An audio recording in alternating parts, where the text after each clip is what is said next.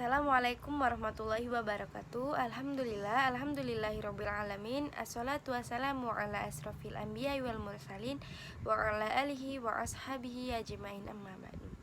Baiklah, izin memperkenalkan diri. Nama saya Yesi Destalinda, NPM 211060095. Di sini tujuan saya membuat video ini untuk melengkapi tugas UTS mata kuliah struktur dan perkembangan tumbuhan, yang mana dosen pengampu saya yaitu Ibu Aulia Novitasari, MPD. Baiklah, langsung saja ke materi yang akan saya jelaskan.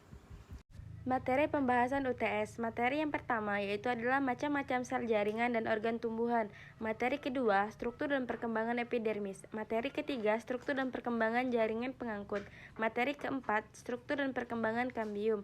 Materi kelima, struktur dan perkembangan akar. Dan materi keenam itu ada struktur dan perkembangan batang. Materi yang pertama yaitu adalah macam-macam sel tumbuhan dan jaringan.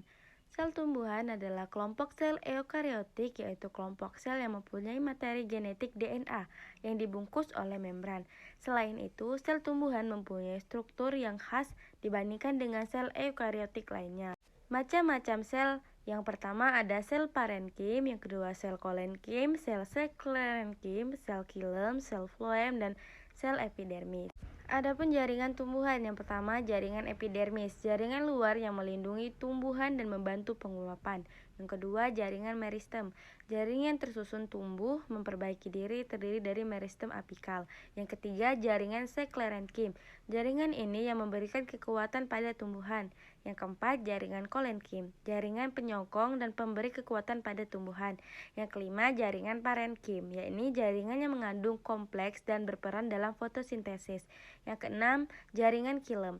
Jaringan xilem ini adalah pengangkut air, nutrisi, dan zat kimia lainnya dari akar ke atas tumbuhan. Yang ketujuh adalah jaringan floem. Jaringan floem adalah hasil pengangkut fotosintesis zat organik dari daun ke bagian tumbuhan lainnya. Materi yang kedua adalah struktur dan perkembangan epidermis.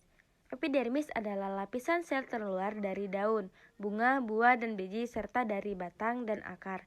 Sebelum mengalami penebalan sekunder, menurut fungsi dan bentuk sel-sel epidermis yang umumnya juga dijumpai banyak rambut sel, pengawal stomata, serta sel spesifik lainnya.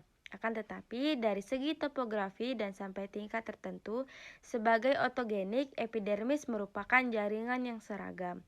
Ciri-ciri epidermis: terdiri dari sel-sel hidup, berbentuk persegi panjang, sel-selnya rapat, tidak mempunyai klorofil, mampu membentuk modifikasi jaringan epidermis.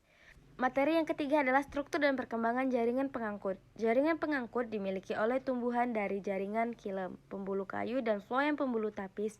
Jaringan xilem berfungsi untuk mengangkut air dan garam mineral, sedangkan jaringan floem berfungsi mengangkut hasil fotosintesis. Jaringan ini disebut juga pembuluh dan berfungsi sebagai saluran utama transpirasi zat hara yang diperlukan dalam proses vital tumbuhan. Adapun xilem terdiri dari trakea, pembuluh kayu. Berdasarkan terbentuknya terbagi menjadi dua, xilem premier dan xilem sekunder, berasal dari kambium. Berdasarkan proses terbentuknya xilem dapat dibedakan menjadi protoxilem dan metaxilem. Protoxilem adalah xilem primer yang pertama kali terbentuk, sedangkan metaxilem adalah terbentuknya kemudian. Adapun floem terdiri dari unsur tapis, sel tapis, dan komponen pembuluh tapis. Sel pengantar berdasarkan asal terbentuknya terbagi menjadi floem sekunder dan floem primer, berasal dari prokambium, sebagai floem sekunder berasal dari kambium. Materi yang keempat adalah struktur dan perkembangan kambium. Kambium adalah jaringan meristem yang ditemukan pada tumbuhan dikotil, meskipun ada juga sedikit tumbuhan monokotil yang memiliki kambium. Kambium bertanggung jawab untuk tumbuhan sekunder pada pertumbuhannya, meliputi pertumbuhan dan diameter atau ketebalan akar atau batang. Adapun struktur kambium, yang pertama kambium vaskular, terletak antara xilem dan floem primer pada batang dan akar tumbuhan dikotil.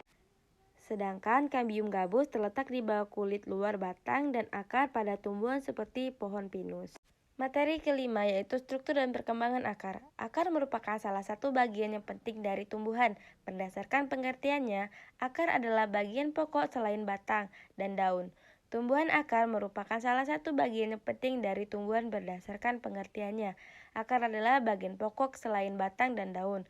Tumbuhan yang tumbuh menuju inti bumi, kurmus pada tanaman vaskular. Struktur akar Yang pertama itu adalah pakal akar, ujung akar, batang akar, cabang akar, serabut akar, bulu-bulu akar, dan tudung akar. Dan materi yang keenam adalah struktur perkembangan batang. Batang merupakan salah satu organ atau struktur dasar yang berada di atas permukaan tanah. Batang untuk mendukung tumbuhan lainnya seperti daun, bunga, dan buah. Batang memiliki ruas dan antar ruas. Batang juga disebut sebagai penghasil alat-alat lateral yang dihasilkan adalah daun dan tunas. Struktur batang adalah susunan berbagai bagian atau lapisan yang membentuk bagian utama tumbuhan yang berfungsi sebagai poros utama dalam menyokong tumbuhan. Berdasarkan anatomi batang, struktur batang ada 3 jaringan epidermis, yaitu yang pertama konteks, yang kedua endodermis, yang ketiga stel. Baiklah, ini materi yang bisa saya sampaikan. Apabila ada kekurangan dan kesalahan, saya mohon maaf. Saya akhiri. Wassalamualaikum warahmatullahi wabarakatuh.